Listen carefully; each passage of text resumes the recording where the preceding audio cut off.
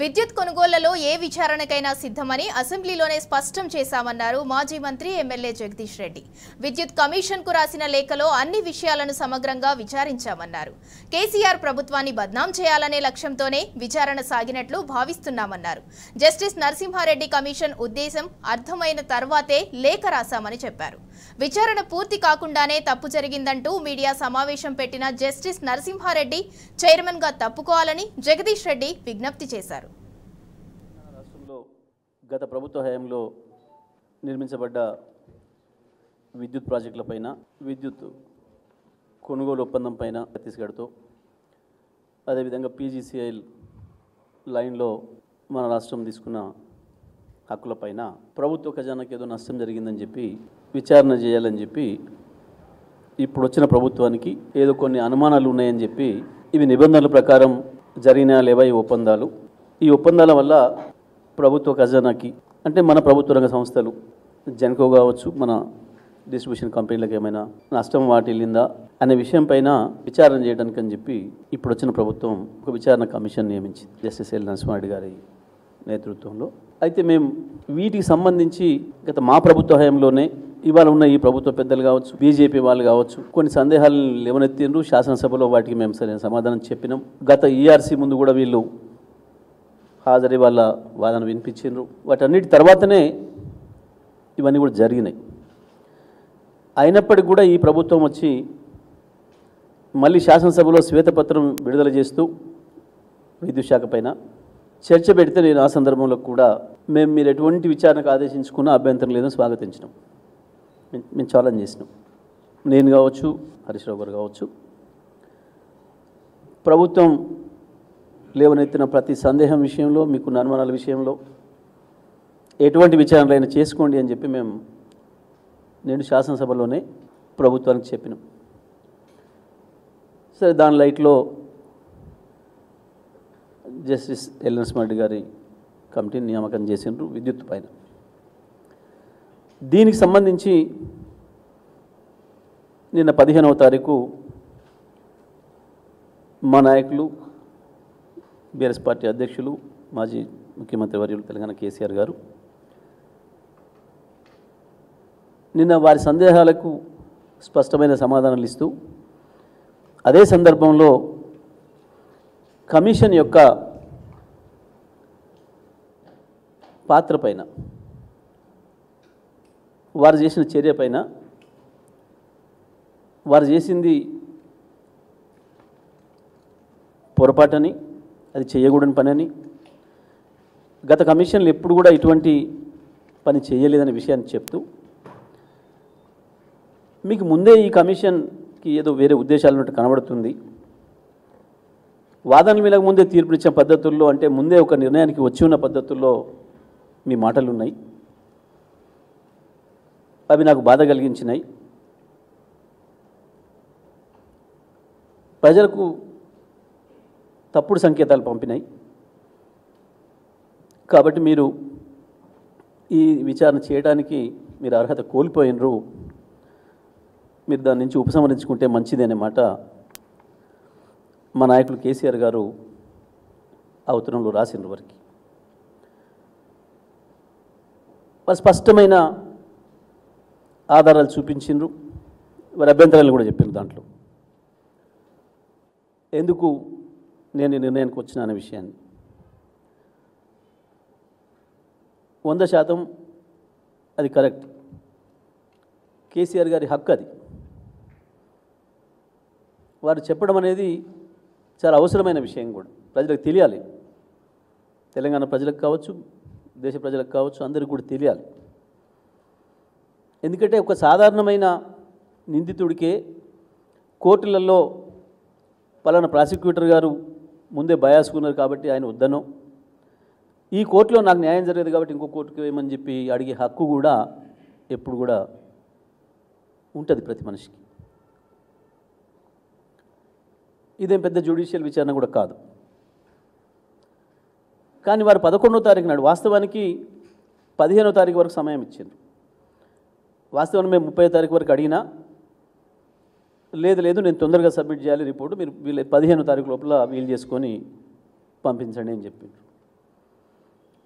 సంతోషం, మేము వారిది అంగీకరించి కేసీఆర్ గారు గౌరవంగా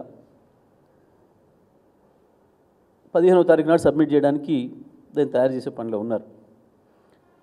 ఎల్ నరసింహారెడ్డి గారు అంటే మాకు సంపూర్ణమైన గౌరవం ఉంది వారి పట్ల, కేసీఆర్ గారికి కూడా. వారు జడ్జి కాకముందు కొంత తెలంగాణ వాదిగా ఉన్నారు అనే విషయాన్ని మేము విన్నాం. తెలంగాణ బిడ్డగా కూడా వారిపైన కేసీఆర్ గారి గౌరవం ఉండే. ఆ తర్వాత కాలంలో ఎందుకో వారికి అభిప్రాయాలు మారినాయి. ఈ రాష్ట్రంలో చాలామందికి అభిప్రాయాలు మారినాయి, అందులో వారికి కూడా అభిప్రాయం మారినట్టు కనబడుతూ ఉంది. వారి 11వ తారీఖు సమావేశం తర్వాత, మీడియా సమావేశం తర్వాత మాకు అది కనిపించింది స్పష్టంగా. న్యాయంగా ఒక తెలంగాణ బిడ్డగా ఈ దేశంలో ఎవరు సాధించినటువంటి ఒక అద్భుతమైన విజయాన్ని సాధించిన నాయకుడిగా,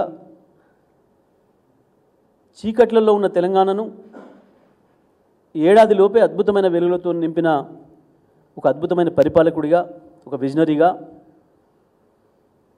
కేసీఆర్ గారి పట్ల వారికి ఒక మంచి అభిప్రాయం ఉంటుందని కూడా మేము భావించినాం. ఎందుకంటే ఒక హైకోర్టు సీజేగా చేశారు కాబట్టి తప్పకుండా వారు ఆ పద్ధతిలో ఆలోచిస్తారని చెప్పి మేము భావించినాం. కానీ దురదృష్టవశాత్తు వారికి మధ్యలో ఏవో కారణాల వల్ల వారి అభిప్రాయాలు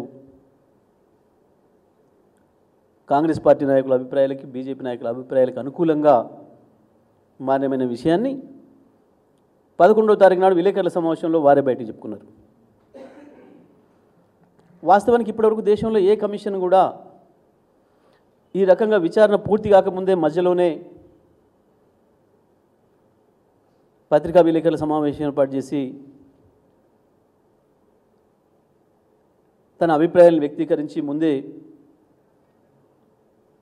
జడ్జిమెంట్నే చెప్పిన పద్ధతుల్లో, ప్రజల్లో తప్పుడు సంకేతాలు పోయే పద్ధతుల్లో ఇట్లా మాట్లాడిన సందర్భం లేదు.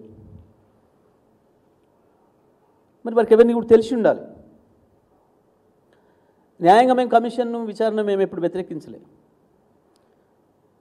మేము వ్యతిరేకించిన వాళ్ళం అయితే మొదటి రోజే చెప్పేవాళ్ళం. లేదా గతంలో ఇటువంటి కమిషన్ల మీద చాలామంది కోర్టులకు కూడా వెళ్ళి ఆపినారు.